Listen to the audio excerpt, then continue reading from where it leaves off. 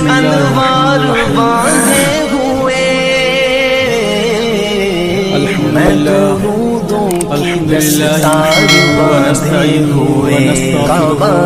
به ونتوکل علیہ ونعوذ باللہ من شرور انفسنا ومن سیئات اعمالنا من يهده الله فلا مضل له ومن يضلله فلا هادي له ونشهد أن لا إله إلا الله وحده لا شريك له ونشهد أن سيدنا محمدا عبده ورسوله وبارك وسلم تسليما كثيرا كثيرا أما بعد فأعوذ بالله من الشيطان الرجيم بسم الله الرحمن الرحيم فمن زحزح عن النار وأدخل الجنة فقد فاز وما الحياة الدنيا إلا متاع الغرور وقال نبينا صلى الله عليه وسلم الكيس من دان نفسه وعمل لما بعد الموت والعاجز من أتبع نفسه هواها وتمنى على الله الأمن أو كما قال عليه الصلاة والسلام. میرے محترم بزرگوں عزیز ساتھیوں، اللہ تبارک و تعالیٰ کا احسان ہے اور اس کا کرم ہے کہ اللہ تبارک و تعالیٰ نے اپنے پاک دربار میں آنے کی توفیق عطا فرمائی اور تھوڑی دیر دین کی نسبت پر دین کی بات سننے کی سنانے کی توفیق عطا فرمائی. اللہ تعالیٰ ہمارے آنے کو اور بات سننے کو سنانے کو قبول فرمائے اور ان باتوں پر عمل کرنے کی توفیق عطا فرمائے. اللہ رب العزت نے انسان کو اس دنیا کی زندگی کے اندر بھیجا ہے اور اس دنیا کے اندر آنے کے بعد انسان اپنی کامیابی کے لیے کوشش کرتا ہے کہ اس دنیا کے اندر کون سی چیز ہے، وہ کیا طریقہ ہے کہ جس کو اختیار کیا جائے اور اس کی وجہ سے آدمی یہاں کامیابی کی زندگی گزارے اور کسی قسم کی کوئی پریشانی نہ ہو. اس کے لیے ہر آدمی کوشش کرتا ہے، محنت کرتا ہے، جتنا اس سے ہو سکتا ہے اس کے پیچھے دوڑ دھوپ کرتا ہے، مشقت اٹھاتا ہے، محنت کرتا ہے تاکہ اس کو اس دنیا کی زندگی کے اندر کامیابی ملے اور ناکامی کا سامنا نہ کرنا پڑے اور پریشانی نہ اٹھانا پڑے. چاہے اس کے لیے کوئی آدمی ہو یا عورت ہو، بوڑھا ہو، جوان ہو، بچہ ہو، ہر آدمی یہی چاہتا ہے کہ اس کی اس دنیا کی زندگی جو ہے خوبصورتی کے ساتھ، اچھائی کے ساتھ اور بغیر محنت کے اور بغیر مجاہدے کے اور بغیر کسی پریشانی کے یہ گزرے. ہر آدمی کی یہی خواہش ہے اور اس کے لیے آدمی محنت کر رہا ہے. ایک آدمی صبح سے لے کر کے شام تک آفس کے اندر کیوں کھٹ رہا ہے، کیوں محنت کر رہا ہے، کیوں مجاہدہ کر رہا ہے؟ صرف اسی لیے کہ اس کی زندگی اور اس کے گھر والوں کی زندگی اچھی طریقے سے گزرے. ایک آدمی صبح سے لے کر کے شام تک محنت کر رہا ہے، مجاہدہ کر رہا ہے، اس کے پیچھے یہی مقصد ہے کہ اس کو کسی قسم کی کوئی پریشانی نہ اٹھانا پڑے. تو گویا کہ ہر انسان اپنی محنت کے اندر لگا ہوا ہے اور کامیابی جس چیز کے اندر وہ سمجھتا ہے اس کے پیچھے وہ آدمی حتی الامکان کوشش کرتا ہے. اور آدمی اگر یہ سمجھتا ہے کہ اگر ہمارے پاس مال ہو جائے، دولت ہو جائے اور ہم کو ترقی مل جائے تو ہماری دنیا کی زندگی بن جائے گی، تو آدمی مال کمانے کے اندر محنت کر رہا ہے جس طریقے سے بھی ہو، اور اسی مال کمانے کے اندر آدمی جو ہے اللہ کے حکموں کو مد نظر رکھتا ہے، پیش نظر رکھتا ہے، تو آدمی انسان جو ہے کامیاب ہے. لیکن اگر آدمی اپنی کامیابی کی تلاش کے اندر اور اپنی فلاح و بہبودی کی کامیابی کی تلاش کے اندر اگر اللہ کی نافرمانی اختیار کرتا ہے، اللہ کے حکموں کو چھوڑ کر کے زندگی گزارتا ہے اور حضور اکرم علیہ الصلوۃ والسلام کے طریقے کو چھوڑ کر کے کامیابی تلاش کرتا ہے، تو آدمی اس دنیا کے اندر کبھی کامیاب نہیں ہو سکتا. کامیاب ہونے کے لیے اور کامیاب زندگی گزارنے کے لیے اللہ رب العزت نے ایک اصول بنایا ہے کہ اگر آدمی ان اصولوں پر چل کر کے اور دنیا کے اسباب اختیار کرتا ہے تو اللہ رب العزت اس کو کامیابی عطا فرماتے ہیں. ورنہ اگر آدمی اللہ کے حکموں کو چھوڑ کر کے زندگی گزارتا ہے اور یہ سمجھتا ہے کہ دنیا کے جو اسباب ہیں اس کے اندر ہم کو کامیابی مل جائے گی, تو اس کو کبھی کامیابی نہیں ملے گی. کیونکہ یہ جتنے ہم کو دکھائی دے رہے ہیں, جتنی بھی چیزیں ہیں, یہ سب کامیابی کے نقشے ہیں. ان کے اندر کامیابی نہیں ہے, بلکہ یہ صرف صورتیں ہیں, ظاہری صورتیں ہیں, یہ نقشے ہیں. چاہے مال و دولت ہو, چاہے عہدہ ہو, چاہے کتنے ہی بڑا پوسٹ کیوں نہ ہو, یہ سب کامیابی کے کامیاب ہونے کے لیے اور کامیاب زندگی گزارنے کے لیے صرف نقشے ہیں. اور ان نقشوں کے اندر کامیابی کون دیتا ہے؟ وہ اللہ کی ذات ہے. اللہ ہی ان چیزوں کے اندر اور ان نقشوں کے اندر اور ان اسباب کے اندر کامیابی عطا فرماتے ہیں. اگر آدمی کتنا ہی اسباب اختیار کر لے, دنیا کے جتنے بھی نقشے ہیں ان سب تمام نقشوں کو حاصل کر لے اور یہ چاہے کہ ہم کامیاب ہو جائیں, اگر اللہ نے فیصلہ کر لیا ہے کہ اس کو ناکام کرنا ہے تو آدمی کبھی کامیاب نہیں ہو سکتا ہے. مال کے آ جانے سے آدمی کو کامیابی نہیں ملتی ہے. اگر مال ہی کی وجہ سے کامیابی ملتی تو حضرات صحابہ کرام کی جتنی محنتیں ہوتی صرف مال کمانے کے اندر ہوتی. لیکن ہم سب تاریخ اٹھا کر دیکھیں, کتابوں کا مطالعہ کریں تو اس سے پتہ چلتا ہے کہ ان کی نظر کے اندر دنیا کی کوئی حقیقت ہی نہیں تھی, مال و دولت کی کوئی حقیقت ہی نہیں تھی. اور اللہ کے رسول حضرت محمد صلی اللہ علیہ وسلم نے ایسی تربیت کی تھی ان کی کہ ان کی نظروں کے اندر جو ہے دنیا کی کوئی وقعت ہی نہیں تھی, کوئی حیثیت ہی نہیں تھی. اللہ کے رسول صلی اللہ علیہ وسلم نے, ایک صحابی ہیں حضرت ابو ہریرہ رضی اللہ تعالیٰ عنہ, ان کو فرمایا, اے ابو ہریرہ جانتے ہو یہ دنیا کی کیا حقیقت ہے؟ چلو تم کو ہم دنیا کی حقیقت دکھاتے ہیں کہ جس کے پیچھے آدمی دن و رات محنت میں لگا ہوا ہے اور جس کی وجہ سے اللہ کی نافرمانی اختیار کر رہا ہے اور اس کو حاصل کرنے میں اللہ کے احکامات کو چھوڑ رہا ہے. اس کو حاصل کرنے میں آدمی نہ حلال کی تمیز کرتا ہے نہ حرام کی تمیز کرتا ہے, اب یہ ہے کہ ہمارے پاس دنیا آنا چاہیے. حضرت ابو ہریرہ فرماتے ہیں کہ حضور اکرم علیہ الصلوۃ والسلام نے فرمایا, اے ابو ہریرہ جانتے ہیں دنیا کی حقیقت کیا ہے؟ چلو ہم اس کی حقیقت دکھاتے ہیں. حضرت ابو ہریرہ رضی اللہ تعالیٰ عنہ فرماتے ہیں کہ حضور اکرم علیہ الصلوۃ والسلام ایک کوڑی کے پاس تشریف لے گئے جہاں پر لوگوں کی کھوپڑیاں پڑی ہوئی تھی, ہڈیاں پڑی ہوئی تھی اور کپڑوں کے چیتھڑے پڑے ہوئے تھے. اللہ کے رسول صلی اللہ علیہ وسلم نے فرمایا, ابو ہریرہ دیکھو یہ ہے دنیا کی حقیقت,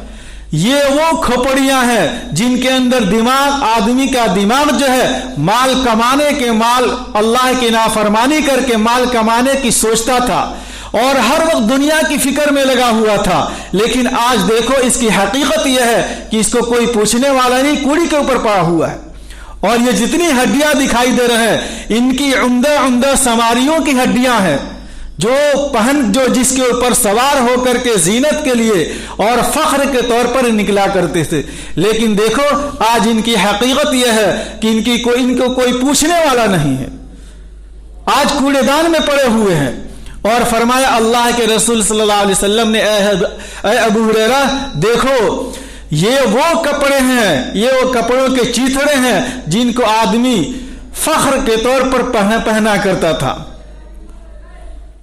حضرت ابو ہریرہ فرماتے ہیں کہ ہم جتنے لوگ تھے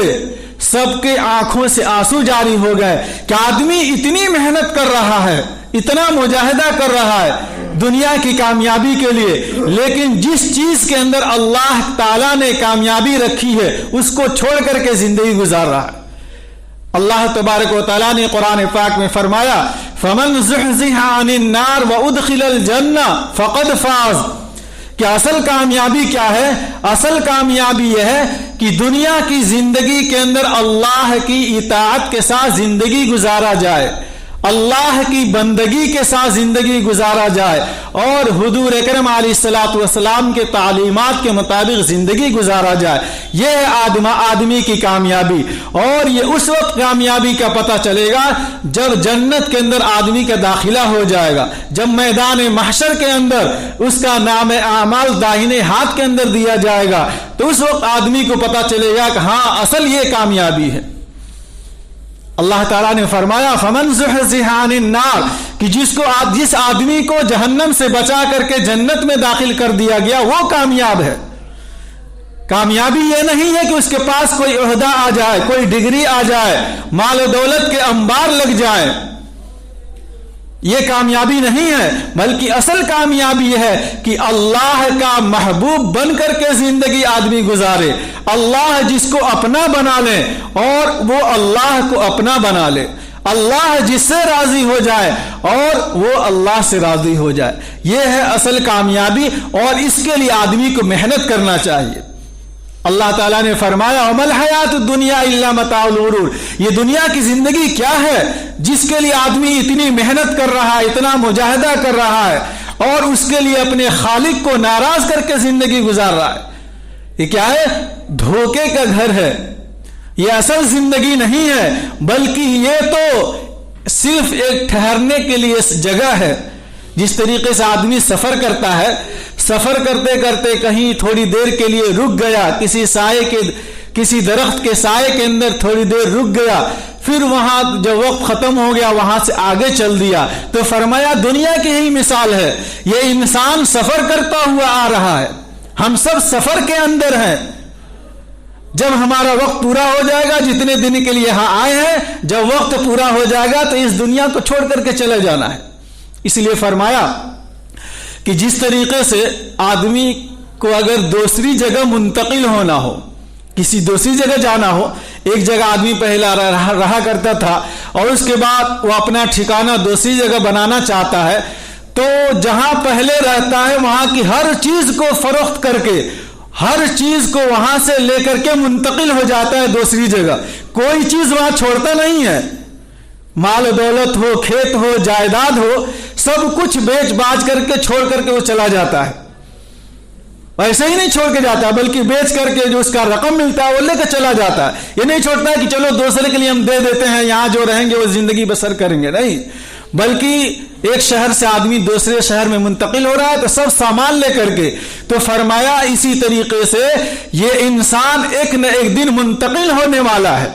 یہ کہاں منتقل ہوگا؟ آخرت کے اندر منتقل ہوگا۔ جتنے ہم سے پہلے لوگ آئے سب لوگ منتقل ہو گئے، جب وقت پورا ہو گیا تو وہ لوگ منتقل ہو گئے، جب ہمارا وقت پورا ہو جائے گا، ہماری میعاد پوری ہو جائے گی، ہماری روزی ختم ہو جائے گی، تو ہم کو بھی ایک نہ ایک دن منتقل ہونا ہے۔ لیکن عقل مند کون آدمی ہے؟ جو منتقل ہونے سے پہلے پہلے اپنے سامان کو منتقل کر لے، وہاں جو چیزیں کام آئیں گی اس چیز کو وہاں منتقل کر لے۔ عقل مند آدمی وہی ہے۔ اس لیے اللہ کے رسول صلی اللہ علیہ وسلم نے فرمایا، جو خطبے کے اندر حدیث پاک پڑھی، فرمایا الکیس من دان نفسہ وعمل لما بعد الموت۔ عقل مند کون ہے؟ عقل مند وہ آدمی نہیں ہے جو لوگوں کو دھوکہ دے دے، عقل مند وہ نہیں ہے جو دنیا کے اندر چالاکی سے زندگی گزارے، عقل مند آدمی وہ نہیں ہے دوسروں کے اوپر ظلم کرے، بلکہ فرمایا اللہ کے رسول حضرت محمد صلی اللہ علیہ وسلم نے کہ عقل مند آدمی وہ ہے جو بعد میں آنے والی چیزوں کے اوپر محنت کرے۔ الکیس من دان نفسہ وعمل لما بعد الموت، جو منتقل ہونے کے بعد جو چیزیں کام آئیں گی اس کے اوپر آدمی محنت کرے، وہ آدمی عقل مند ہے۔ والعاجز من اتبع نفسہ ہواها، اور سب سے بڑا بیوقوف وہ ہے جو دنیا کی زندگی گزار رہا ہے اور جانے سے پہلے پہلے سب کچھ یہیں چھوڑ کر کے چلا جا رہا ہے، جب وقت آ رہا تو یوں ہی جس طریقے سے آیا تو ویسے ہی چھوڑ کر سب کچھ چلا گیا۔ بعد میں جو چیزیں کام آنے والی ہیں، آخرت کے اندر جو چیزیں کام آنے والی ہیں، اس چیز کی تیاری نہیں کرتا ہے، تو فرمایا وہ سب سے بڑا بیوقوف آدمی ہے جو مرنے کے بعد جو زندگی ہے وہاں کی کامیابی نہیں چاہتا ہے اور اس کے لیے محنت نہیں کرتا ہے۔ میرے بھائی بزرگ دوست، اسی لیے حدیث پاک میں فرمایا اذا مات الانسان انقطع عمله الا من ثلاث، جب آدمی اس دنیا کی زندگی ختم کر لیتا ہے تو اس کا نام اعمال بند ہو گیا، اب وہ کوئی عمل نہیں کرتا۔ لیکن اللہ کا فضل ہے اور اس کا احسان ہے کہ اس نے کچھ چیزوں کو ایسا بنا دیا ہے کہ آدمی اگر ان چیزوں کو آدمی اپنی زندگی میں کر کر کے جاتا ہے تو وہ تو چلا جائے گا، لیکن اگر وہ چیزیں باقی رہیں گی دنیا کے اندر تو اس کے نام اعمال کے اندر اضافہ ہوتا رہے گا اور اس کو ہمیشہ ثواب ملتا رہے گا جب تک ان چیزوں کا وجود رہے گا۔ اذا مات الانسان انقطع عمله الا من ثلاث، کہ جب انسان اس دنیا سے چلا جاتا ہے تو اس کے عمل کا سلسلہ منقطع ہو جاتا ہے، ختم ہو جاتا ہے۔ اب اگر وہ کوئی عمل کرنا چاہے تو نہیں کر سکتا، اگر کرے گا بھی تو اس کا کوئی بدلہ نہیں ملے گا، اگر کر لے تب بھی اس کا کوئی بدلہ نہیں ہے۔ بدلے کے لیے کہ جو چیزیں آخرت میں کام آئیں گی اس کے لیے دنیا کی زندگی ہے۔ اللہ نے یہ مہلت دی ہم لوگوں کو کہ اس وقت کے آنے سے پہلے ہم آخرت کی تیاری کر لیں، جہاں ہماری یہ آنکھ بند ہو جائے گی اور جب ہماری میعاد ختم ہو جائے گی اب اس کے بعد آدمی کچھ نہیں کر سکتا ہے۔ تو اپنی زندگی کے اندر ایسی چیز آدمی کر کر کے جائے جو آخرت کے اندر آدمی کو کام آئے، اور وہ کیا ہے؟ فرمایا اللہ کے رسول صلی اللہ علیہ وسلم نے ان چیزوں میں سے ایک یہ ہے کہ آدمی کوئی ایسا صدقہ کر کے جائے جو مرنے کے بعد اس کو کام آتا رہے، ایسا صدقہ جو ہمیشہ جاری رہنے والا ہو۔